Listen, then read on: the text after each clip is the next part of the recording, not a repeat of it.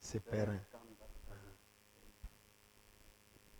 Nous avons l'homme de Dieu. Tukuna mtumishi wa Mungu. Il répond au nom de Perrin. Jina yake ni Nduku Perrin. Kanda Kazenga. Nduku Perrin Kanda Kazenga. Il vient d'Angola, à Luanda, anatokea ku Angola ku Luanda, dans la capitale, jimbo mkubwa, au tabernacle chrétien de Mabo. Mu tabernacle chrétien ya Mabo. Il est lui-même l'ancien là-bas. Yeye njo mzee pale. C'est lui que Dieu nous a envoyé aujourd'hui Yeye njo Mungu alitumia leo pour qu'il puisse apporter sa parole. njoo apate kutuletea neno lake. Est-ce que vous l'accueillez avec joie au nom Eti du mnampokea na Seigneur? furaha mjina la Bwana. Que Dieu vous bénisse. Bwana Mungu ambariki. Nous souhaitons la bonne écoute de la parole. Tunamitakia usikilivu njema wa sauti ya Mungu.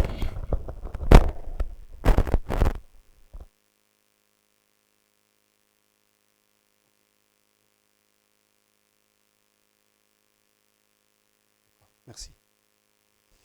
Je vous salue tous dans le précieux nom de notre Seigneur Jésus-Christ. Je suis content d'être au milieu de vous. Niko na furaha ya kujikuta katikati yenu. C'est ma première fois d'être au Katanga. Na ni mara yangu ya kwanza kuya Mkatanga. Depuis que je suis né, je n'ai jamais été au Katanga. Tangu nilizaliwa shiafinyengaka bado Mkatanga. Mais j'ai circulé quand même dans quelques assemblées. Lakini mimi nazunguluka kwa makutano mwa fulani fulani. Premièrement chez moi à Luanda. Kwanza kwangu ku Luanda. Il y a des frères de d'autres provinces qu'on appelle Bié. Kuko banduku ba jimbo ngine banaitwa Bié. Dans notre province qu'on appelle Wambo. Jimbo ngine inaitwa Wambo. Les gens de Mushiku. Batu ba Mushiku. Et puis les frères de Bengo, na banduku, Kashitu. Banduku ba Ubengo Kashitu. Et je suis passé par Kinshasa, à Delvaux, chez le frère Sam Kitoko. Nilipitia Kinshasa kwa Delvaux kwa ndugu Sam Kitoko. Tous ont salué au nom du Seigneur Jésus-Christ. Bote balimisalimia mjina Bwana Yesu Kristo. J'ai commencé à Lubumbashi, à Mampala. Nilianzia ku Lubumbashi ku Mampala. Je suis allé à Luano. Naenda ku Luano. Et puis je suis allé à Kanyaka. Kisha nilienda ku Kanyaka. Je suis allé à Kasumbalesa. Ku Kasumbalesa. Je suis allé à Sodimiko. Nilienda ku Sodimiko. Je suis allé à Kipushi. Nilifika Mkipushi. Et puis la semaine passée j'étais à Kolwezi. Na Jumajana nilikuwa Mkolwezi. Tous les frères vous ont salué au nom du Seigneur Jésus. Banduku bote balimisalimia mjina Bwana Yesu Kristo. Donc je remercie les anciens. Kwanza napigia asante bazee pour la confiance qu'ils m'ont donnée. Kwa tumaini balionipatia. Que je puisse parler à leur église. Nipate kusema na kanisa yabo. Parler à leur place. Kusema pa nafasi yabo. Que le Seigneur les bénisse richement. Hivi Bwana ababariki kabisa. Je sais que vous n'êtes pas encore habitués à moi. Najua kusema hamja nisobelea bado. Mais j'aimerais vous dire que la parole est la même partout. Lakini nitapenda kumwambia vous verrez parce que la parole est la même. Si nous avons le même Dieu, si nous avons la même parole, si nous avons le même esprit, Dieu parlera de la même manière. Ça, c'est ce que nous croyons. Avant que je puisse être emporté par l'onction, lisons d'abord dans Genèse chapitre 6. On peut se lever parce que c'est la lecture. C'est ça la lecture de tout ce que nous allons commencer à lire. Genèse chapitre 6, nous commençons verset 8, la Bible dit.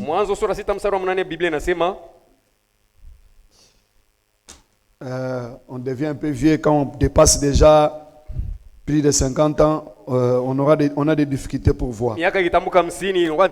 Apparemment, les gens me disent que j'apparais comme un enfant. Mais moi, je ne suis pas un enfant. Mon dernier enfant, d'ailleurs, a 17 ans. Dernier fils a 17 ans. Donc, chez moi, je n'ai plus de bébé. Je disais, Genèse chapitre 6. Verset 18, verset 8, la Bible dit. Mais Noé trouva grâce aux yeux de l'Éternel. Voici la postérité de Noé. Noé était un homme juste et intègre dans son temps. Noé marcha avec Dieu. Noé engendra 3 fils. Na Nuhu akazaa batoto ba kiume Sem, tatu. Cham et Japheth. Sem, Sam na Jafet. La terre était corrompue devant Dieu. Dunia iliharibika mbele ya Mungu. La terre était pleine de violence. Ilijaa na ubakaji. Dieu regarda la terre Mungu akaangalia dunia. et voici, elle était corrompue. Na angalia ilikuwa ishaharibika. Car toute chair avait corrompu sa voie sur la terre. Maana mwili yote iliharibu njia yake pa dunia. Alors je dis à Noé, Sasa Mungu akamwambia Nuhu, la fin de toute chair est arrêtée par devers moi, mwisho wa kila mwili unafika mwisho mbele yangu, car ils ont rempli la terre de violence. sababu wanajaza dunia na ubakili. Voici, je vais les détruire avec la terre. Angalia nitabaribu pamoja na dunia. Fais-toi une arche de bois de gopher. Jifanizie safina ya mbao ya Tu goferi. disposeras cette arche en cellules Utaipanga vipande vipande et tu l'enduras de poids en dedans et en dehors. na utaipakala mafuta ndani na nje. Que le Seigneur ajoute la bénédiction à la lecture de sa parole. Bwana ongeze mabaraka kusoma wa neno lake. Avant que j'entre dans ma prédication, Kabla ya mimi kuingia mahubiri yangu, le thème de ma prédication, kichwa ya mahubiri yangu c'est l'une des prédications que William Branham a prêché il y a longtemps. ni mmoja mahubiri ambayo William Branham alihubiri wapita muda mrefu. L'arche, virgule, un type de Christ. Safina, mketo, mfano wa Kristo. C'est ça notre thème. Hii ndio kichwa yetu ya mambo. L'arche, un type de Christ. Safina, mfano wa Il Kristo. a prêché ça en 1955. Alihubiri mwaka 1955. Si vous pouvez avoir la date, donc il a prêché ça le dimanche 22 mai 1955. Alihubiri siku ya 12 mwezi wa 5 mwaka 1955. Avant que j'entre dans ma prédication, mbele ningia mahubiri yangu, j'aimerais lire encore 2 versets d'abord. tapenda kusoma masura tena mbili ingine. Il est écrit dans Proverbes, Imeandika mu Mezali chapitre 25. sura 25. Proverbes chapitre 25, Mezali 25, verset 25, la Bible dit: mstari 25, Biblia inatuambia comme de l'eau fraîche pour une personne fatiguée, sawa vile maji ya baridi juu ya mtu mwenye kuchoka, ainsi est une bonne nouvelle venant d'une terre lointaine. ndivyo iliyo na habari njema inatoka kwa nchi ya mbali. Quand une personne est fatiguée Wakati mtu ashachoka et que vous lui donnez de l'eau fraîche, na unampa kwa maji ya baridi, vous sentirez dans son côté, utasikia ngambo il y yake aura un cri. kutakuwa lalamiko. Et la Bible dit, Na Biblia inasema comme de l'eau fraîche pour une personne sawa fatiguée, vile maji ya baridi inamsaidia mtu mwenye kuchoka, ainsi est la bonne nouvelle ndivyo ilivyo habari njema venant d'une terre yenye lointaine. inatoka nchi ya mbali. Si réellement nous prêcherons la bonne nouvelle, Kama kweli tunahubiri habari ça njema, sera comme de l'eau itakuwa sawa maji dans vos cœurs ndani ya mioyo si vous yenu êtes fatigués. Nous ukishachoka. croyons du fin fond de notre cœur. Tunaamini ndani ya mioyo yetu. J'aimerais encore ajouter un verset Napenda tena kuongeza sura nyingine, dans 1 Samuel chapitre 18, barua ya kwanza ya Samueli 18, je crois le verset premier. Nazania mstari wa kwanza. 1 Samuel chapitre 18, Barua ya kwanza ya Samueli le 18, verset premier, la Bible dit: mstari wa kwanza, Biblia inasema David avait achevé de parler à Saül, Daudi alimaliza tu kuongea na Sauli, et dès lors, na tangu pale l'âme de Jonathan fut attachée à l'âme de David. nafsi ya Jonathan ikambatana na nafsi ya Et Daudi, Jonathan l'aimant comme son âme. na Jonathan akampenda sawa nafsi yake. Si vous remarquez, Kama mnaangalia mzuri, David ne parlait pas à Jonathan. Daudi alikuwa anaongea na Jonathan était à côté. Jonathan alikuwa pembeni. David parlait à Saül. Daudi alikuwa anaongea na Sauli. Et pendant que David parlait à Saül, Wakati Daudi alikuwa anaongea na Sauli, Jonathan qui était à côté, Jonathan mwenye alikuwa pembeni yake, Biblia dit, Biblia inasema l'âme de Jonathan nafsi ya Jonathan aimant l'âme de David ikaipenda nafsi ya Daudi comme son âme. kama nafsi yake. Et si vous descendez, Na mkishuka vous verrez que utaona Jonathan kuwa Jonathan a pris même son épée, alibeba hata mpanga son wake, manteau, koti yake, presque les biens qui lui yote appartenaient. vilikuwa yake, Il a dit cela à David. akamrudishia vya Daudi. Si David a eu la victoire, Kama Daudi alipata ushindi, C'est avec l'épée de Jonathan. ilikuwa na mpanga wa Jonathan, c'est avec l'épée de ilikuwa na Jonathan. mpanga wa Jonathan, Il l'aima comme son âme. akampenda sawa nafsi yake. On ne se connaît pas, frère. Hatujuane banduku, Mais si nous parlons comme David avait parlé, tukisema vile Daudi et alisemaka que Jonathan est dans notre côté, na Jonathan iko pembeni yetu, nos âmes seront liées. manafsi yetu itaungana. Je crois ça du fin fond de mon cœur. Naamini ndani ya moyo wangu, Si réellement c'est par l'Esprit de Dieu que nous kama kweli ni parlerons, kwa njia ya roho mtu tunasema, Dieu liera nos âmes. Mungu ataunganisha manafsi yetu. Que Dieu vous bénisse. Mungu amibariki. Nous entrons dans notre prédication. Tunaingia sasa mahubiri yetu. Nous disions que l'arche est un type de Christ. Tulianza kusema safina mfano wa Kristo. L'arche est un type de Christ. Safina mfano wa Kristo. Toute la Bible, Biblia yote de Genèse à l'Apocalypse, mwanzo mpaka Ufunuo parle de Jésus-Christ. inasemezea Yesu Kristo Et dans la Bible, na mubibilia c'est plein de types de Christ. munajaa mifano kabisa ya Kristo. Donc, frère Branham, quand j'avais lu cette phrase pour la première fois, Wakati nilimsoma ndugu Branham mara ya kwanza, j'avais dit, mais il n'a pas exagéré. nasema hapa anapitisha Mais hapo. quand j'ai continué, j'ai Wakati compris qu'il avait raison. niliendelea na usomi, William Branham disait, William Branham si vous anasema lisez la Bible ukisoma Biblia et que vous ne voyez pas na Jésus, umuone mo Yesu, vous avez mal lu. nikusema unasema mubaya. Et nous voyons lui-même, Jésus dit, Tunamwona Yesu mwenyewe anasema dans les rouleaux du livre, mule mugombo ya kitabu il est question de moi. ni mambo inaniangalia mie.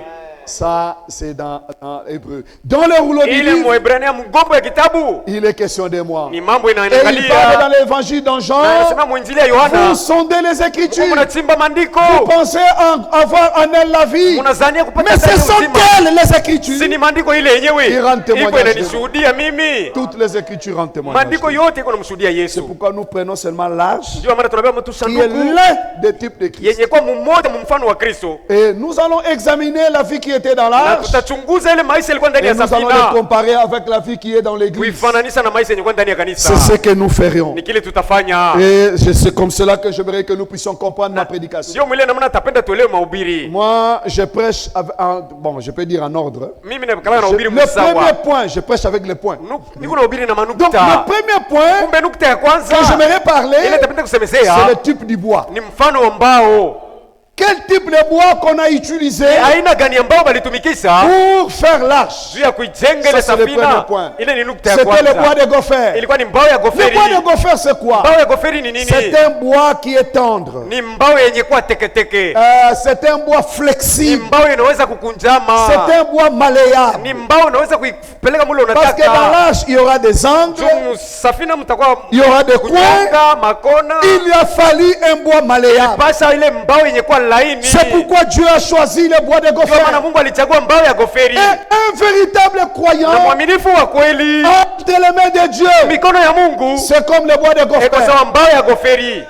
Si Dieu va à gauche, Kama Mungu anaenda kushoto, nous allons à tunaenda gauche. naye. Si Dieu court, Mungu akikunja, nous courons avec lui. tunakunja naye. Mais si vous êtes dur, Sasa kama kuwa nguvu la parole nguvu, va vous couper. neno itakukata. Vous n'allez pas rester ici. Hautabakia tena hapa. Mais celui qui est Mwenye flexible, kuwa teketeke il continuera à croire à la parole de ataendelea Dieu. kuiamini neno ya Mungu. Alors, j'aimerais lire quelque chose Tapenda kusoma kwa kitu dans moja. Matthieu chapitre 11, Mathayo 11 verset 16, la Bible dit. mstari wa 16, Biblia inasema. Matthieu chapitre 11, verset 16. Mathayo 11 mstari wa 16. À qui comparerai-je cette génération? Ni nani tafananisha hiki kizazi? Elle est semblable à des enfants assis dans les lieux publics Inafanana na watoto wenye kuikala hadharani et qui s'adressent à d'autres enfants na beko banaambia watoto et wengine disent, na kusema nous vous avons joué de la flûte tunamipigia kinumbi et vous n'avez pas dansé. amukucheza, Nous vous avons chanté des complaintes tunamimbia kutompola et vous n'êtes pas lamenté. lakini hamkuomboleza.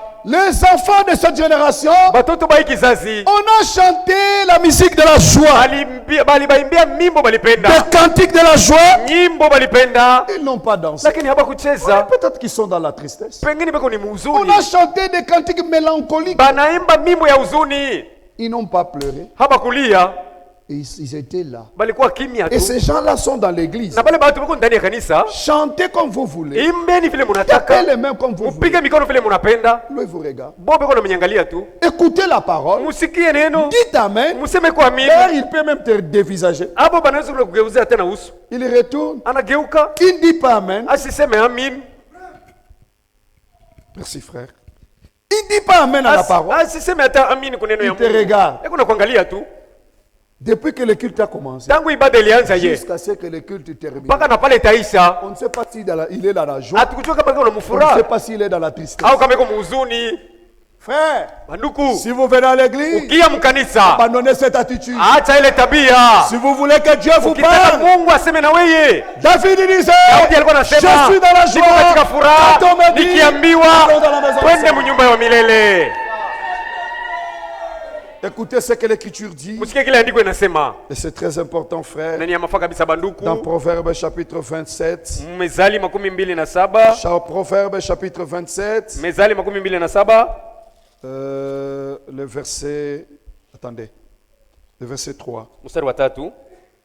Proverbe 27, 3. La Bible dit, La pierre est pesante jiwe iko nzito et le sable est lourd. na mchanga iko buzito. L'humeur de l'insensé Ali analamka nayo mpumbavu pèse plus que l'un et l'autre. iko buzito kuliko hata mchanga na jiwe. L'humeur de l'insensé Ali ya ile mtu analamka nayo pèse plus que la pierre et le sable mis ensemble. iko buzito kuliko hata mchanga kuichanga na jiwe. La Bible n'a pas dit pèse plus que l'un ou l'autre, mais Biblia l'un et l'autre. isema yote pamoja. Donc, mettez les gens qui construisent savent quand vous mélangez le sable avec les pierres. Bale banajenga banatoa Ça kichanga devient mchanga na pesant. mawe iko Mais buzito. l'humeur de l'insensé dans l'église, Lakini hali ya mpumbavu mkanisa ça pèse plus que cela. iko buzito kuliko hata Je ne mchanga na crois pas que vous voulez être insensé. Sidhani kusema unapenda kwa mpumbavu. Si vous ne voulez pas être insensé, Ukitaka kukosa kwa ouvrez mpumbavu, votre visage. fungua uso wako. Que Dieu vous bénisse. Mungu akubariki. Entrons au deuxième point, frère. Tuingie pa nukta ya pili banduku. Le deuxième point, Nukta ya pili, dans l'arche, ndani ya safina mule la nourriture était emmagasinée. chakula balikuwa basaweka akiba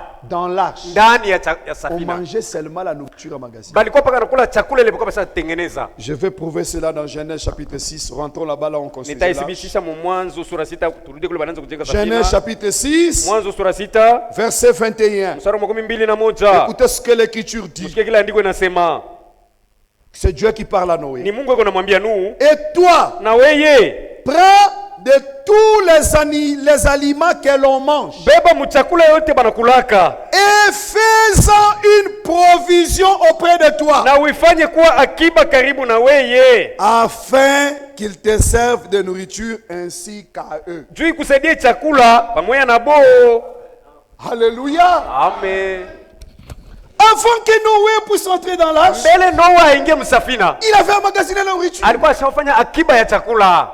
Je crois que vous avez vu ça. Najua kusema mshaiona, Je n'ai pas imaginé. shiwazie Noé, Noa avant d'entrer dans mbele ya kuingia msafina il a emmagasiné la nourriture. alichunga ko chakula, Parce qu'il devait faire 40 jours. maana balipaswa kufanya masiku D'abord 10, des pluies. kwanza mvua, Mais ils n'ont pas fait 40 jours. lakini abafanya masiku Parce qu'ils 10 devaient attendre que le jour puisse s'affaisser. tu balipasha kuchunga maji Ça fait kauke, encore beaucoup de jours. iliongeza tena masiku, Pas moins de 7 jours. haina masiku 7 Si vous tu. lisez dans Genèse, vous Mkisoma continuez. Mwanzo mnaendelea. 7 jours s'est passé. Il Masiku a saba envoyé les ilipita, corbeaux. Après anatuma 7 jours, kunguru, kisa il a masiku envoyé saba, la anamtuma colombe. njiwa. Donc vous verrez que ça fait encore des jours. Mtolose alikuwa tena Et masiku pendant tous kuongezeka. ces jours, Na kadiri ya ile masiku yote Dans l'arche, il n'y avait pas la famille. msafina amkuwa njala, Parce que la nourriture était maana emmagasinée. chakula balikuwa bashaichunga. Alléluia. Amin.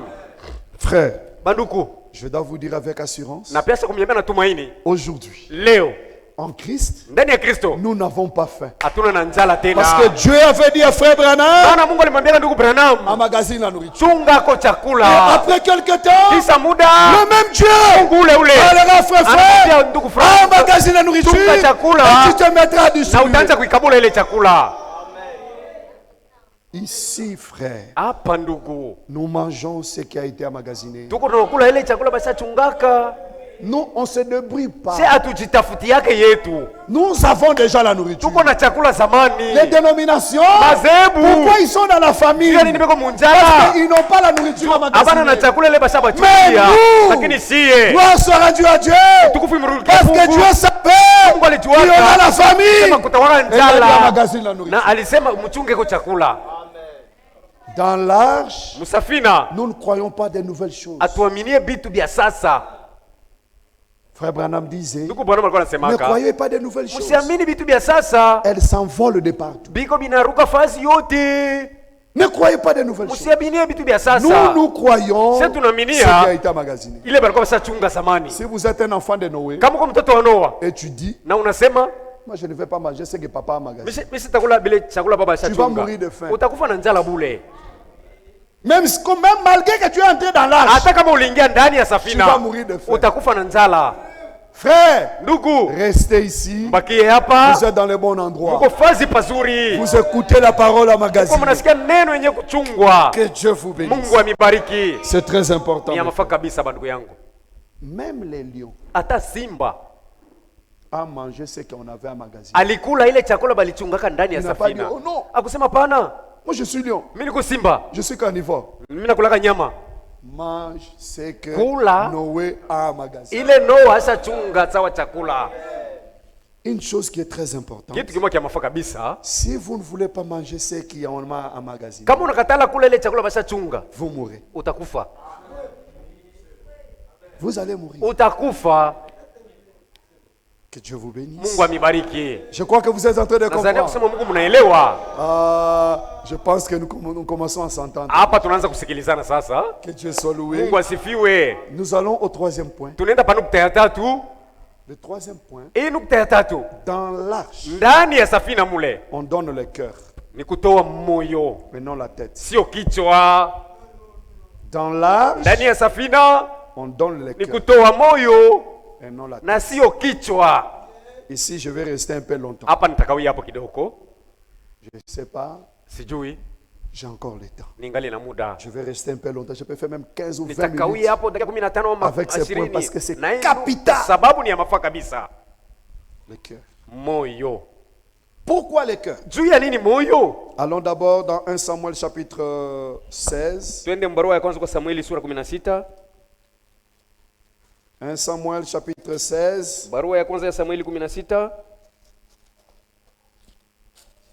Bon, je peux commencer au verset 6. Naweza kuanzia mstari wa 6. Lorsqu'ils entrèrent, ici vous connaissez l'histoire, Hapa mnajua habari. quand Dieu a parlé au prophète Samuel, Wakati Mungu alimwambia nabii Samueli d'aller dans la maison d'Isaïe ende mnyumba ya pour Jesse aller oindre un roi. juu ya kwenda kumpakala mafuta mfalme. Ok. Lorsqu'ils entrèrent, il s'est dit en voyant Eliab, Wakati baliingia bakambiana mkumwona Eliab, certainement, hakika loin de l'Éternel est ici devant moi. mpakali wa mafuta wa milele kwa mbele Le yangu. prophète Samuel Na nabii Samueli a vu le grand frère de David qu'on appelait Eliab, alionaka kaka yake Daudi yule aliitwa un Eliab, homme géant mtu mrefu avec des diplômes. na mavyeti, Un homme beau. Il a mrembo. dit certainement, Anasema hakika loin de l'Éternel mpakali wa milele est ici ni devant moi. huyo kwa mbele Samuel yangu. voulait même prendre la cruche. Samueli alitaka kubeba na mkundulio Uende. twende mmwenge mafuta. Verset 7. Mstari wa 7.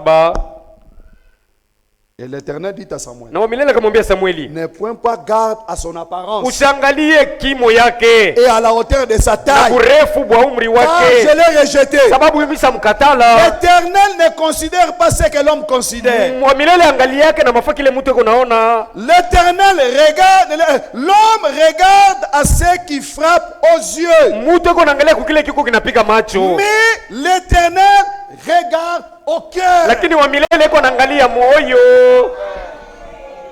Amen. Amen. Le prophète voulait se tromper. Nabii alitaka Un kujidanganya. prophète Nabii voulait se tromper. alitaka kujidanganya. Vraiment la taille de cette Anaangalia tu personne. burefu bwa C'est lui mtu. vraiment le Anasema roi. huyu ndiye Il a dit, mfalme. eh, non. Mfalme anasema Toi, tu as hapana. regardé l'apparence. Wewe unaona Mais moi, je nje. regarde le Mimi niko cœur. naona ndani ya moyo. Celui-là, je l'ai rejeté. Huyu misa mkatala. Tous les grands frères de David, ils sont passés. Bakaka yake yote ya Lisez-le. Daudi Allez lire à la balipita. maison. Mwende Ils msome étaient kwa six. nyumba. Ils Balikuwa sont passés. sita. Personne. Wote banapita. Hakuna ule Tous les gens alistahili. étaient terminés. Batu bote banaisha. Samuel dit, oh, Samueli anasema les ah, enfants sont terminés. batoto ya si banaisha. Il dit, mais il reste, mais Dieu ne peut pas me tromper. Il a dit Lakini ici. Mungu hawezi Il dit, kunilanda. il reste un. Anasema kwa kuna bashabakia moya. David n'était même pas compté. Daudi akwata kwa Ah, mais celui-là, il est laissé là-bas, il Misa garde les kumwacha brebis. kupori anachukua Samuel bakondolo. dit, je ne bouge pas d'ici. Samueli anasema sitatenka Si ce hapa garçon ne vient pas. kama ule kijana jafika. Amen. David venait, Daudi yako nakuya un petit là. mtoto mdogo kabisa. Oh, Oh, Samuel dit, mais Samueli anasema j'imagine qu'il avait un peu de poussière aux pieds. nadhani kusema Daudi alikuwa na mavumbi kumikulu. Il venait avec des Eko poussières nakuwa na aux pieds. mavumbi yake kumiguu. Avec, on appelle ça quoi en français, là, c'est ma portugais qui vient. Avec l'odeur de brebis. Na harufu ya banyama. Il venait. Daudi yako nakuya tu. Quand il est entré, Wakati aliingia, Dieu a dit, Mungu anasema c'est lui. ndiye huyu. Parce que Dieu Mungu a regardé le cœur. aliangalia ndani ya moyo. Le cœur. Moyo. Vous allez découvrir ce que c'est le cœur. Mtavumbula moyo ni nini. Marc chapitre 7, Marko sura 7 verset 6. mstari wa 6. Marc 7, 6, l'écriture dit, Marko sura 7 mstari wa 6 anasema, Jésus leur dit, hypocrite, Yesu akabambia banafiki, Esaïe a bien prophétisé sur vous. Isaya alitabiri vizuri kabisa juu yenu. Ainsi il est écrit, Sasa vile imeandikwa, ce peuple m'honore de lèvres, hii taifa inaniabudu kwa midomo tu, mais son cœur est lakini éloigné de moi. moyo wake uko mbali nami. Une sœur peut être dans la chorale, Dada moja anaweza kuwa kukwaya, elle honore Dieu de lèvres. eko anamheshimu Mungu na Mais son midomo cœur tu, n'est même pas lakini ici. moyo wake hauna hapa. Vous verrez cela parce que dans une année, 2 ans, Mtaona ile il y aura un païen qui va l'engrosser. mpagano moja atampa mimba, Mais elle chantait dans la chorale. lakini anaanza kukuimba kwa Il va kikwaya. abandonner. Je vous Hata dis, niko namiambia, Dieu a dit ce peuple m'honore de lèvres. Mungu alisema hii taifa inaniabudu kwa midomo tu, Mais son cœur lakini moyo est wake éloigné de moi. uko mbali nami. Quelqu'un peut être près de l'église mais loin de Mtu Dieu. anaweza kuwa karibu na Mungu lakini mbali na Mungu, karibu na kanisa mbali na Mungu. Il peut être près de l'église mais loin de Dieu. Anaweza kuwa karibu na kanisa lakini iko mbali na Mungu. C'est possible. Inawezekana. Il peut avoir le nom de Dieu dans la bouche mais ce n'est pas un croyant. Na jina ya Mungu mkinywa lakini Son hana cœur mwaminifu. est éloigné Moyo de Dieu. wake uko mbali na Mungu. C'est très important. Ni ya mafa kabisa. Commence déjà à examiner ton cœur. Anza ya kuchunguza mara moja moyo Parce que la wako. parole de Dieu, Maana neno ya Mungu yo, la parole que je prêcherai, neno ile nitahubiri, ça entrera dans les cœurs. itaingia ndani ya moyo. Je ne connais personne. Simjui mtu Je ne hapa. connais la vie de personne. Sijui maisha ya mtu Mais tu hapa. penseras qu'on m'a raconté ça. Utazania kusema basi niambia maisha yako. Ça, je vous l'ai dit déjà. Hii natangulia kukwambia. Vous avez 3 jours de prédication ici. Mungu na siku tatu ya mahubiri hapa. Mais c'est beaucoup pour Si moi. ni ya mingi sana kwangu. C'est beaucoup. Ni ya mingi. Vous verrez. Utaona. Vous verrez. Utaona. Je ne vais pas faire de pronostic. Allons seulement. Siwezi kutangulia kusema twendeni tu. Proverbe, Mezali chapitre 23. 23.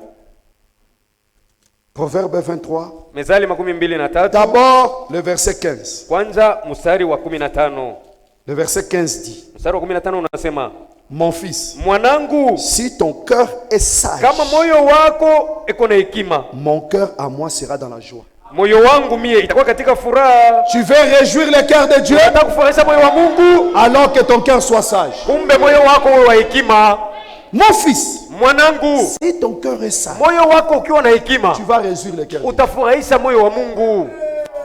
Toujours dans le même chapitre, Mpaka msura ile ile, le verset 26. mstari wa 26. Écoutez la demande de Dieu. Msikie hitaji ya Mungu. Mon fils, Mwanangu, donne-moi ton cœur nipe moyo wako et que tes yeux se plaisent dans mes voies. na macho yako ifurahiwe ndani ya manjia yangu. Dieu n'a pas dit donne-moi tes pieds, Mungu hakusema nipe miguu yako, donne-moi ta tête, nipe kichwa chako, donne-moi tes maisons, nipe manyumba donne-moi yako, tes voitures, nipe magari yako, donne-moi ton cœur, nipe moyo wako, donne-moi ton cœur. nipe moyo wako. Écoutez très bien. Je n'ai pas encore terminé. hein. Msikie mzuri, Ça, c'est sijamaliza même bado. le début. du Ndio cœur. mwanzo wenyewe ya Je n'ai pas moyo. encore terminé sur le cœur. C'est Sijamaliza le hata kwa mambo début. yanahusu moyo, ni Il y a mwanzo encore des tu. versets qu'on va examiner. Kungali masura tunapaswa C'est le début kuchunguza. seulement. Ni mwanzo tu tungali. Matthieu, Mathayo chapitre 5. sura 5. Matthieu, chapitre 5. Mathayo sura 5 Verset 8, l'écriture dit. mstari wa 8 andiko inasema, Heureux ceux qui ont le cœur pur, heri benye kuwa na moyo safi, car ils verront Dieu. maana batamuona Mungu. Sœur, Dada, frère, ndugu, si vous avez un cœur pur, ukiwa na moyo safi, même si les diacres ne veulent pas, hata kama shemasi, même si les anciens ne veulent pas, hata bazea verras bataki, Dieu. wewe utamuona Mungu tu. heureux ceux qui ont le cœur pur, Heri benye kuwa na moyo safi, car ils verront Dieu. maana batamuona Mungu. Mazaperkunda, oh. Mais la question est, Ulizo ni que c'est qu'un cœur pur. moyo safi ni nini? Heureux ceux qui ont le cœur pur, Heri benye kuwa na moyo safi, car ils verront. maana batamuona C'est bien, Mungu. nous tous nous avons dit Ni amen. mzuri shema tu tunachika. Mais la question Lakini est, ulizo ni que c'est qu'un cœur pur. moyo safi ni nini? Je vais répondre Nitajibu par la Bible. kupitia Biblia. Si c'est une question biblique, Kama ni ulizo wa Biblia, ça doit avoir une réponse. inapaswa kuwa na jibu ya Biblia. Heureux ceux qui ont le cœur pur, Heri benye kuwa na moyo safi, car ils verront Dieu. maana batamuona Mungu. Qu'est-ce qu'un cœur pur? Moyo safi ni nini? Actes des apôtres, Matendo ya Mitume chapitre 24. sura 24. Actes des apôtres, Matendo ya Mitume chapitre 24. sura 24. Je lis le verset 16. Nasoma mstari wa 16.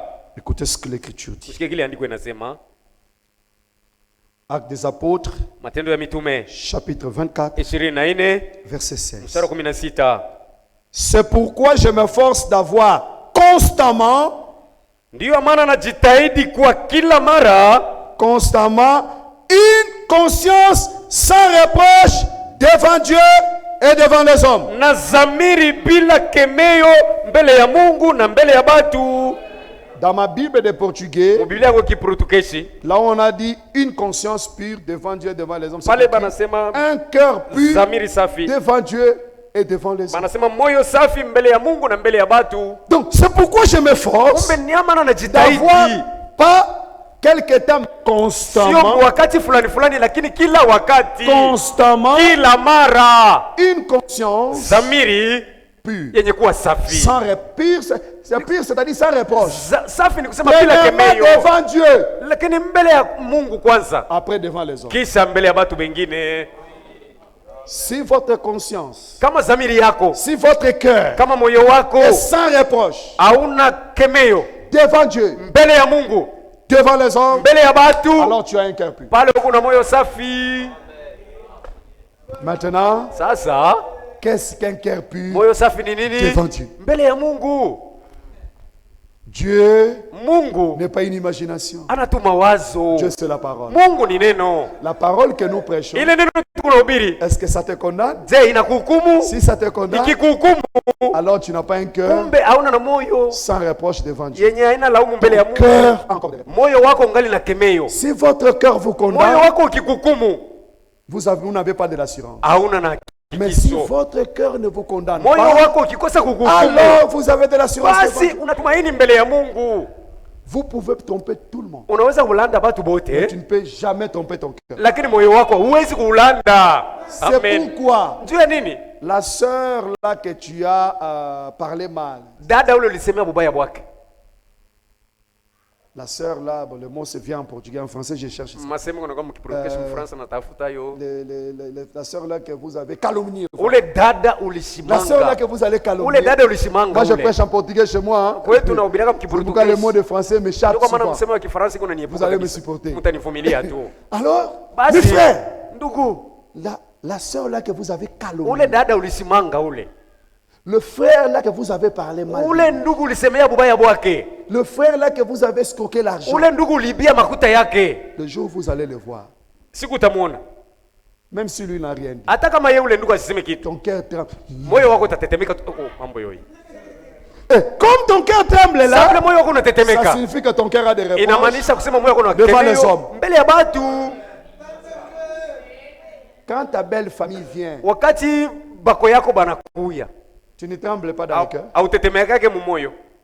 Je n'ai pas dit comme ça. Parce qu'il y a des Siseme gens, bila mambo. comme ça, ils sont vraiment bien. Hein. Beko bazuri Mais- kule hivi. mais- Lakini moyo unatetemeka ndani. Si tu avais envoyé un message amoureux Kama ulitumaka barua ya habari ya mapendo, dans une sœur, dans le téléphone d'une sœur ou d'un frère, musimu ya ndugu wala ya dada, il n'a pas correspondu, il ne correspond pas à ce que tu avavais vu. ile ayampatanisha na kile cette uliona. sœur ici, Oh, vraiment, oh, dada terminé huyo. pour moi. Quand vous allez le Anakuwa voir à juu yangu, l'église, ukimwona mkanisa, moyo unatetemeka. et ça prouve Inaonyesha que devant les hommes, kusema mbele ya batu, ton cœur a des réponses. moyo wako unalaumu. Donc, même si la personne n'a rien dit, Hata kama mwenye mambo ya asiseme même s'il n'a kwake, pas demandé, hata kama même si asikuulize, tu as vu seulement son dos, ukiona tu mkongo yake, lawama inaingia. reproche. Lawama. Maintenant, Sasa tu as déjà compris, hapo saelewa, si Dieu vient, Mungu akia, tu partiras ou tu ne partiras. utaenda wala Parce que utabakia. la Bible dit, Ndio Biblia inasema aura le cœur pur. heri moyo ils verront safi, Dieu. maana batamuona Mungu. Est-ce que ton cœur est pur? Je, moyo wako uko safi? Si le cœur n'est pas pur, Kama moyo hauna safi, nous avons encore la parole tungali na neno qui sanctifie, ile iko inatakasa. Nous avons encore Amen. la parole. Tungali na neno qui purifie. ile iko inasafisha. C'est pourquoi nous prêchons. Ndio maana tuko na ubiri. Amen. Nous prêchons pour ça. Tuko na ubiri juu ya ile. Si peut-être je n'étais pas venu, Kama pengine tu sikukuya, allais rester avec un cœur souillé. sulipaswa kubakia na moyo chafu. Et aura le cœur pur. Heri moyo safi, Car ils verront Dieu. maana batamuona Mungu. Vous savez, David Mnajua Daudi a fait tuer Uri. aliuisha Uri. Et chaque fois que David voyait la famille Na d'Uri, kila mara Daudi alikuwa anaona familia ya Uri, le cœur de David. moyo wa Daudi ulikuwa unamlaumu. On a déjà enterré. Pasha muzika zamani. Il a déjà pris cette femme. Asa beba na mwanamke Mais le wake. cœur de David, Lakini moyo wa quand il Daudi voyait seulement akiona la tu famille d'Uri, familia ya Uri, David, moyo wake ulikuwa unamlaumu. je vais faire quoi Tafanya je tena avec ces hapa. problèmes ici? Na hii mambo hii. C'est pourquoi si vous lisons Ndio maana tusome tu. dans Psaume Mzaburi, chapitre 51, Zaburi 51, David a prié comme ça. Daudi alisali hivi. Verset 12. Mstari wa 12.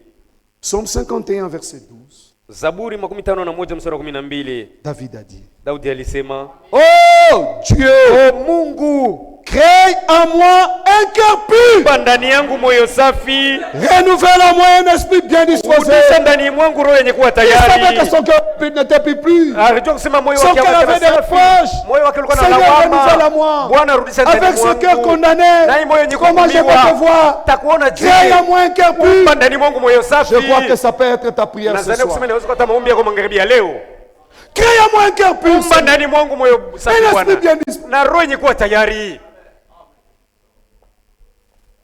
Ça doit être ta prière ce soir. Inapaswa kwa maombi yako magharibi ya leo. Vous savez, Mnajua dans la première prédication, mahubiri ya kwanza dans l'église primitive, mkanisa ile ya mwanzo nous connaissons cela, mais je vais vous faire voir quelque chose. tunajua hayo, lakini napenda Dans kuonyesha Actes kitu des moja. Apôtres chapitre 2, Matendo ya Mitume sura yake ya pili, je vais vous faire voir quelque chose de très napenda important. kumionyesha kitu moja cha mafaka kabisa. Actes chapitre 2, verset 37. Matendo ya Mitume sura ya pili mstari wa 37. Écoutez ce que la Bible dit. Msikie kile Biblia inasema. Après avoir entendu ces discours, Baada ya kusikia maneno yale, ils eurent le cœur. Vraiment touché. moyo wao kaguswa sana. C'était pas les têtes qui étaient touchées. Sio bichwa biliguswa, Ils eurent le cœur. bakawa na moyo wenye kuguswa sana. C'est pourquoi ils ont posé la question. Ndio maana baliuliza swali. Oh mon frère, que ferons-nous? Banduku, tutafanya nini sasa? Si le cœur n'était pas touché, Kama moyo kuguswa, ces gens-là n'allaient pas te poser. hapa watu wakapasa kuuliza. Ils allaient poser la question. Pourquoi? Balipasa kuuliza juu ya nini tena? Quand ils eurent le cœur. Wakati baliguswa moyoni na lawama, moyo Cet yenye homme-là déjà kuhukumiwa. tué. Ule mtu On fera tutamuua. quoi? Tutafanya je? Le cœur vivement Bakaguswa touché. kabisa moyoni. Il dit à Pierre et aux autres apôtres, Akamwambia Petro na mtume wengine, oh, frère, banduku, nous avons déjà un cœur condamné. tushahukumiwa ndani ya Que moyo. ferons-nous? Tutafanya nini? La réponse de Pierre Jibu ya Petro est encore valable ce soir. ingali nafanya kazi na magharibi ya leo. Mutubu. La réponse de Pierre Jibu ya Petro est encore valable ce inastahili soir. kutumikiwa na magharibi ya leo. Répondez-vous. Tubuni. C'est ça le problème. Hii ndio shida. Vous savez, Mnajua, allons dans Malachie 4. twende mu Malaki sura 4. Malachie 4, chapitre 4, Malaki sura 4 mstari wa 4, versets 5 à 6. mstari wa 5 hadi wa 6. Voici, je vous en ferai Élie le prophète. Angalieni tawatumiaka Elia nabii Avant que le jour de l'Éternel n'arrive, kabla ya siku ya milele ifike, ce jour grand et redoutable. ile siku ya kubwa na ya kukopesha. Écoutez, Msikie verset 6. mstari wa 6. Il ramènera le cœur. Elia atarudisha moyo, Même le but du message du temps de la fin, hata kifukuzia ujumbe wakati ya mwisho c'est pour ramener le cœur. ni juu ya kurudisha moyo. Il ramènera le cœur. Atarudisha moyo. On a posé la question au Seigneur Jésus. Balimuuliza Bwana Yesu ulizo, Quel est le plus grand commandement? amri mkubwa kabisa ni Et le ya Seigneur wapi? Jésus a répondu. Bwana alijibu, Tu aimeras le Seigneur ton Dieu. utampenda Bwana Mungu wako. Il a commencé de tout ton cœur. Alianza na moyo wako wote. Amen. Alléluia. Amin. Si vous ne le faites pas, Kama ufanye hivi, terminez. kuna isa kwako. Le cœur. Moyo. Le cœur. Moyo. Jésus-Christ, Yesu Kristo il savait. alijuaka. Là, je suis dans Jean chapitre 14. Hapa niko Yohana 14. Dans Jean chapitre 14, Yohana 14. commençant au premier verset, Kuanzia na andiko ya mstari wa Il kwanza dit- anasema que votre cœur, moyo wenu usifadhaike. parce qu'il savait, Bwana alijua si le cœur se troublait, moyo les ukifadhaika gens ne vont pas se préparer. watu hawatajitayarisha vizuri. Que votre cœur ne se trouble pas. moyo wenu usifadhaike. Croyez en Dieu. Mwaminieni Mungu Et croyez en na moi. muniamini mimi. Que votre cœur ne se trouble pas. Moyo wenu Si usifadhaike. le cœur se trouble, Moyo terminé. ukifadhaika kunaisha. Les gens ne vont pas se préparer. Batu hawatajitayarisha tena. Oh frère, c'est terrible. Oh ndugu, ni ajabu. Frère Branham disait Ndugu Branham alikuwa anasemaka dans la prédication, pourquoi mahubiri juu ya nini, le paragraphe 29, aya yake 29, il a prêché cela le 28 janvier 1961. alihubiri siku ya 28 mwezi wa kwanza mwaka Il dit ceci 1961. Anasema dans cette hivi prédication. mwile mahubiri, Il dit Dieu anasema Mungu a choisi alichagua le cœur moyo de l'homme ya mtu comme le tour de contrôle. sawa vile Mais tungu ya le kuchunguza. diable a choisi la tête. Shetani anakichagua kichwa. Dans l'homme, Ndani ya mtu Dieu a choisi le Mungu cœur alichagua moyo comme le tour de contrôle. sawa vile fazi anaweza kuongoza. C'est pourquoi Ndiyo maana Dieu choisit le cœur. Mungu anachagua moyo tu. Le diable a choisi la Shetani tête anakichagua kichwa pour les raisonnements. juu ya mafikiri. Dieu choisit la tête, le cœur Mungu anachagua pour moyo la foi. juu ya imani. Ça c'est terrible, frère. Hii ni ajabu banduko. Je vais, comme on a dit, jusqu'à 17h juste. Sawa vile Il me balisema reste saa 10 minutes. 11 kamili kwa Pendant dakika ces 10 minutes, je prêche le quatrième point. nahubiri nukta ya ine. Le quatrième point, Hii nukta ya ine, dans l'arche, ndani ya safina mule on doit naître de nouveau. mnapasha kuzaliwa upya. Si vous entrez dans l'arche, Ukiingia msafina, la condition c'est être de nouveau. agiza Naître de ni, nouveau. ni kuzaliwa mara ya pili. Ça, ce n'est pas une demande, Hii haina ombi, mais c'est un ordre. lakini ni Vous oda, devez naître de agizo. Unapaswa kuzaliwa mara ya pili. Tout le monde qui était dans l'arche était né de nouveau. Yeyote aliingia ndani ya safina alipaswa kuzaliwa mara ya pili. Écoutez dans la Bible, Msikie mbibilia dans Actes des Apôtres, mu Matendo ya Mitume chapitre 2. sura yake ya pili. Écoutez ce que l'Écriture dit. Msikie kila andiko inasema. Actes des Apôtres, Matendo ya Mitume chapitre 2. sura ya pili, Je lis le verset 46. nasoma mstari wa 46. La Bible dit ceci. Biblia inasema hivi: Ils étaient chaque jour tous assidus au temple. kila siku bote balikuwa nabidi Ils kuhekalu, rompaient les pains dans les maisons mvunja mkate mu et manyumba prenaient leur nourriture avec joie et simplicité de na kula cœur. chakula yabo na furaha na unyenyekevu wa moyo. Écoutez maintenant. Msikie sasa, Louant Dieu akisifu et trouvant Mungu grâce auprès de tout le na peuple. kupata neema mbele ya batu bote. Écoutez la partie la plus Sikie importante. kipande ya mafa kabisa. Et le Seigneur Na Bwana ajoutait chaque jour à l'église kila siku kukanisa alikuwa anaongeza ceux qui étaient sauvés. wale balikuwa naokolewa. Dieu n'ajoutait pas des païens à Mungu l'église. asikuwa anaongeza bapagano ukanisa, Ceux qui étaient sauvés. bale balikuwa naokolewa. Dieu Mungu ajoute dans l'église. alikuwa anaongeza Ceux kukanisa qui sont sauvés. benye kuokolewa. Si vous êtes païen, Kama uko mpagano, qui vous a ajouté? nani alikuongeza? Peut-être c'est votre mari, Pengine ni mume wako tu, peut-être c'est votre femme, pengine ni mke wako tu, peut-être c'est votre voisin. pengine ni jirani Mais yako tu, Dieu lakini Mungu yeye ajoute dans l'église alikuwa anaongeza ceux qui kukanisa sont sauvés. benye kuokoka. Et ce sont ceux qui ne sont pas Na ni sauvés bale bado qui hawajaokoka nous créent des problèmes. beko banatuletea matatizo. Dieu Mungu ajoute dans alikuwa l'église anaongeza ndani ya ceux kanisa qui sont sauvés. benye kuokoka. C'est très important. Ni ya mafa kabisa. C'est pourquoi j'ai dit, Ndio maana nilisema dans l'arche, mule msafina tout le monde pour entrer dans l'arche, vous devez naître de nouveau. wote tu kuingia msafina anapaswa kuzaliwa upya kwanza. La preuve Kionyesho que le lion était né de kusema nouveau, simba alikuwa shazaliwa upya, il n'attaquait pas les chèvres. hakuwa anakombanisha mbuzi. La preuve Kionyesho que le chien était kusema né de umbo nouveau, alikuwa shazaliwa mara ya il pili, n'attaquait pas les chats. hakuwa anaumiza pusi. La preuve Kionyesho que le chat était né de kusema nouveau, pusi alikuwa shazaliwa il upya, n'attaquait pas la souris. hakuwa anamkula panya. La preuve Kionyesho que, kusema comment Galigne, comment on l'appelle, la poule était née de nouveau, kuku alikuwa shazaliwa upya, il n'attaquait pas les cancrelats. hasikuwa anamkula mpemvu. Tout le monde Batu bote dans l'arche ndani ya safina était né de nouveau. walikuwa washazaliwa upya. C'est pourquoi dans l'arche, Ndio maana ndani ya il n'y avait pas safina de combat. hamkuwa Il y avait pas de magomvi, problème. hamkuwa matatizo. Si nous avons des problèmes dans l'église, Kama leo tuko na c'est à mambo cause de kanisa, vous. ni kwa ajili yako Je ne sais pas wewe. qui vous a ajouté. Hatujui nani alikuleta hamo. Parce que Dieu Mungu yeye ajoute dans alianza kuongeza l'église kanisa ceux qui sont sauvés. benye kuokoka. Qui vous a ajouté? Nani alikuongeza? Je ne sais pas. Hatujui. Tu nous crées des problèmes. Unatuletea fujo, Tu n'es pas né de nouveau. hauyazaliwa En upya. l'arche, Ndani ya safina vous devez naître de nouveau. unapasha kuzaliwa upya.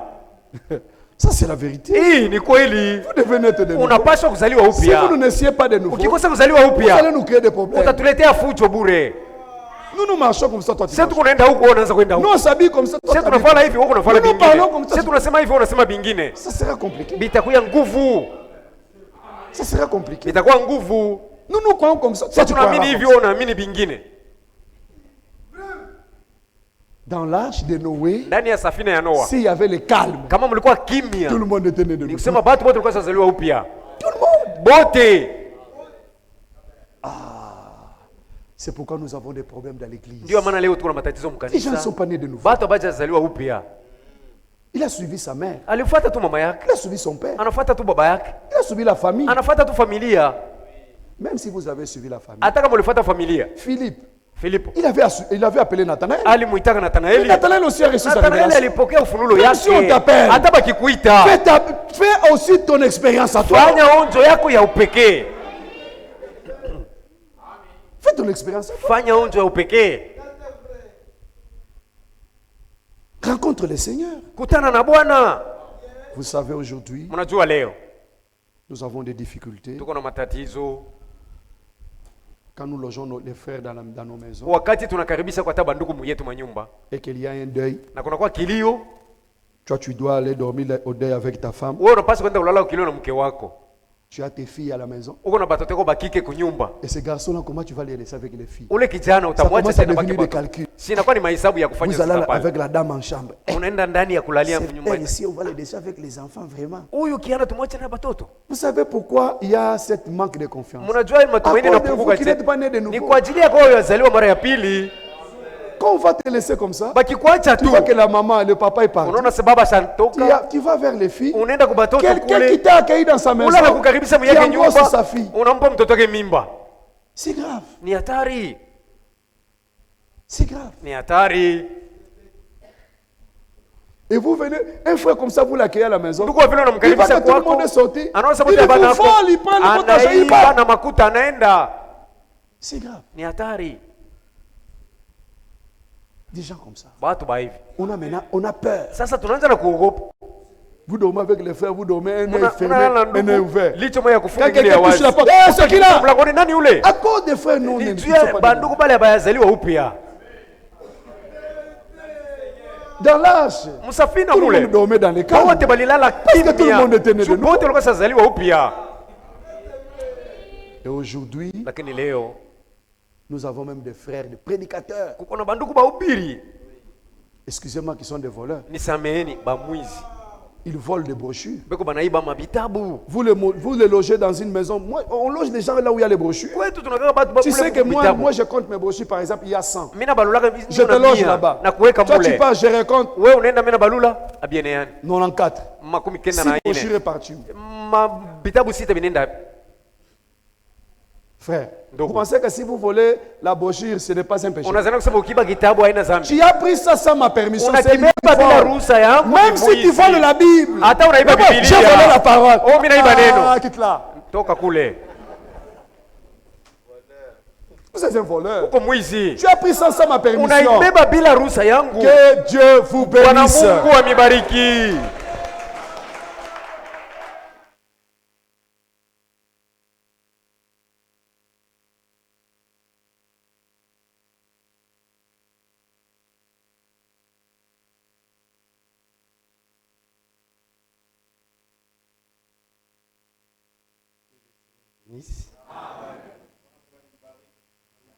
C'est très bon.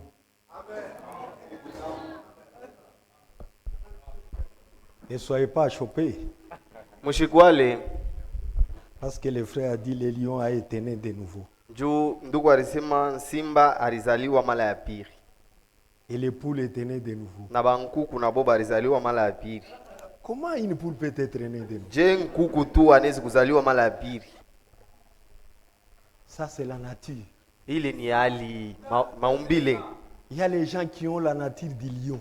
Kunagalaka bantu bale banagalaka na hali ya L'autre est la simba. nature des chiens. Mwingine kuna tabia ya imbwa. L'autre est la nature d'une poule. Mwingine kuna tabia ya nkuku.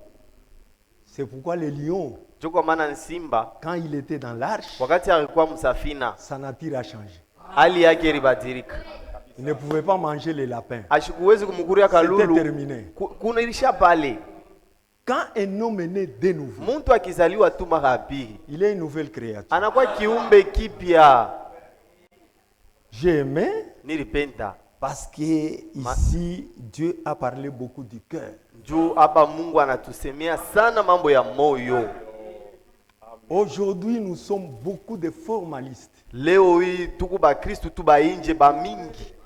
Nous sommes des prédicateurs extérieurement, Tuku tu ba ubiri tu ba inje tu. des anciens extérieurement, Baze tu inje yulu des yulu. frères et sœurs extérieurement. Bandugu na badada ba inje tu.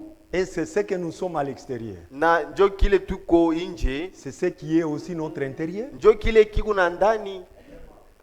Faut dire attention. Munapashike baange. Ce peuple m'honore du cœur. Hii taifa ikuna nyabudu tu kupitia milomo. C'est pourquoi Dieu a dit ceci. Ndio kwa maana Mungu asema hii. Dans Ézéchiel Mu Ezekieli 36-37, 36 36-27.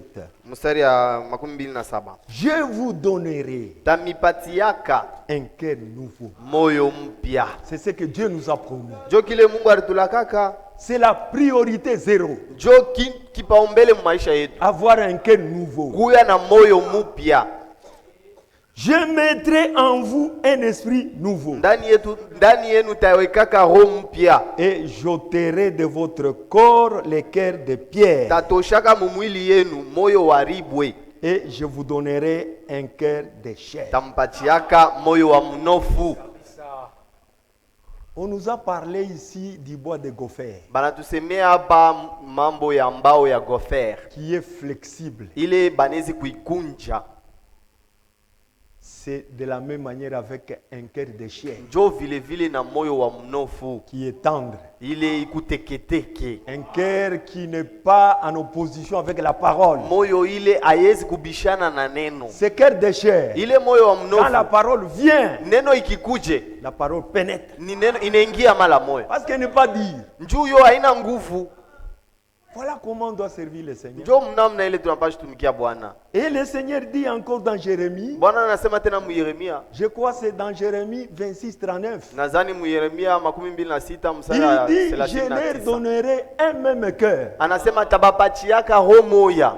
Un même cœur. Roho moya bote. Le nombre que nous sommes ici. Hii bwingi yote tuko Je hapa. peux avoir un corps physiquement gros. Minezi kuwa na mwili ya mnene. Le vôtre physiquement petit. Weye una mwili ya mkonde. L'autre un cœur petit. Ule kuna kamoyo kaloko. Mais devant Dieu, Kwa lakini mbele ya Dieu Mungu. peut faire de tout ce cœur Mungu anaweza fanya ile mioyo un yote. même cœur. Inakuwa moyo moya. Comment ça? Je, Nous croyons la même chose. ni kusema tuamini Nous kitu pensons la kimoya. même chose. Tukunawaza kitu kimoya.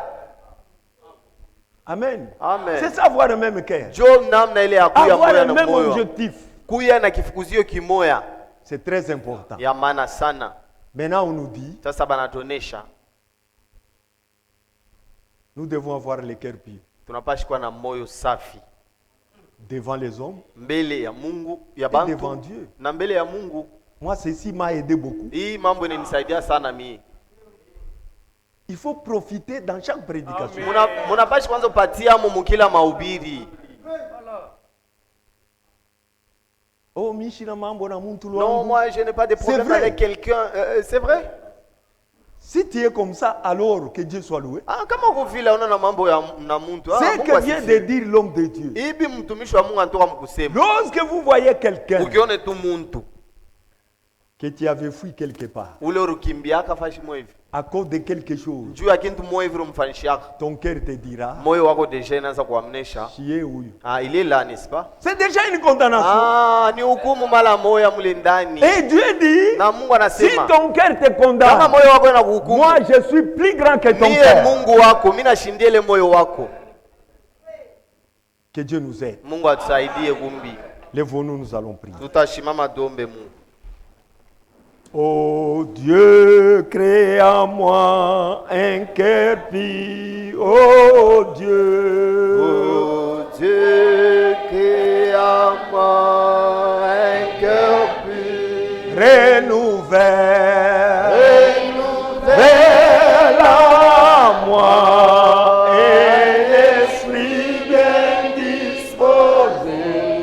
Oh Dieu,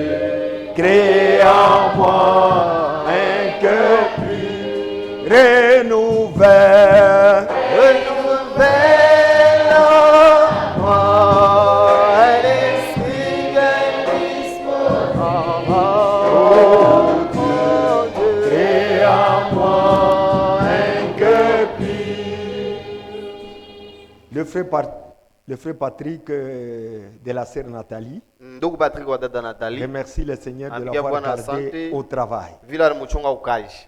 Demandons à notre Dieu Tumombe Mungu wetu de nous aider, atusaidie afin que nous soyons prêts chaque moment, hivi tukue tayari kila wakati, de mettre nos vies en ordre tutayarishe maisha yetu pour que nos cœurs n'aient pas de reproches. njoo moyo wetu ishikwe na laumu. Tu peux faire semblant devant les hommes, Unaweza fanya sambla mbele ya bantu, mais il y a un grand juge, kwa lakini kuko mwamzi mkubwa lui qui sonde les cœurs. yula na yuwaka mawazo ya moyo. Comment allons-nous fuir devant lui? Utakimbia mbele yake je?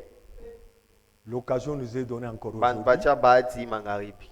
La Bible dit, si on ne parle pas ainsi, Biblia inasema kama baseme hivi il n'y aura pas de l'aurore. hakusakuwa mwangaza C'est-à-dire la lumière ne paraîtra pas. hivi, nuru Donc, pour chacun de haitaonekana nous, juu ya kila mmoja wetu. la lumière est allumée à son cœur. Nuru Et banaiwakisha moyo lui, wake. il voit maintenant tout ce qui est contraire à la parole. Yeye anaona yote ile napinganisha na neno. Prions et demandons à Tuombe notre Dieu. Mungu atupatie moyo mpya. Seigneur,